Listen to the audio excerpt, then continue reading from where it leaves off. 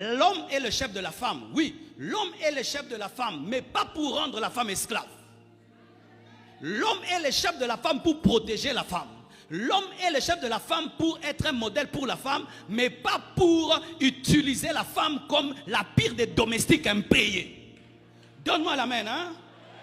Mais c'est des fois aussi la faute de vous-même les femmes.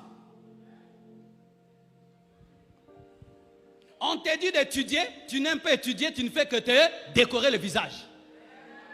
On t'a dit d'étudier, tu ne fais que couper les ongles.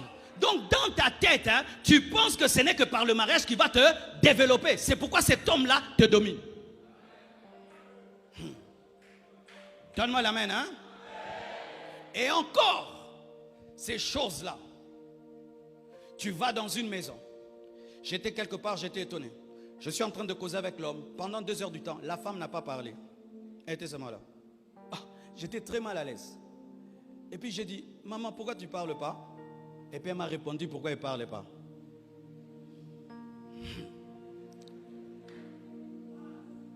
Mais moi, ça me dérangeait d'avoir quelqu'un sur la table, autour de la table, mais qui ne peut pas participer à la conversation.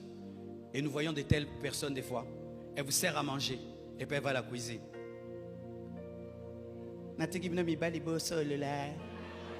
Je laisse vous les hommes causer entre vous. Moi, j'ai rien à dire. Tu as quelque chose à dire.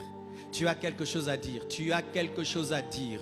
Chers hommes, traitez vos femmes comme des reines. Traitez vos femmes comme des princesses. Traitez vos femmes avec honneur. La femme a le droit de parler. La femme a le droit de revendiquer. La femme a le droit de s'exprimer. Quand elle n'est pas contente, elle a le droit de dire qu'elle n'est pas contente. Et quand elle n'est pas convaincue de ce que tu fais, elle a le droit de te poser des questions. Parce que ce n'est pas un animal. Lorsque la femme n'était pas créée, la Bible nous dit que l'homme se sentait seul parce qu'il n'avait pas trouvé de vis-à-vis. La femme, c'est un vis-à-vis. C'est l'autre toi-même, mais en femme. Et d'ailleurs, l'homme était créé sur base de la terre, mais la femme était créée sur base des eaux. Donc nous venons vraiment de la terre, c'est pourquoi on aime la saleté, mais les femmes sont sorties de la côte, c'est pourquoi elles aiment le parfum. Donne-moi la main.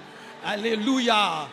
Et lorsque la Bible nous dit que Jésus-Christ est venu sur la terre, qui assistait Jésus-Christ de leur bien? C'était des femmes qui le soutenaient. Alléluia. Et lorsque Jésus-Christ est ressuscité, qui l'a vu en premier? C'était une femme, Marie de Magdala. Ce sont les femmes qui ont annoncé la résurrection. Tu vas remarquer dans la Bible que Dieu a honoré les femmes. Jésus est venu par la femme. Jésus est venu par la femme.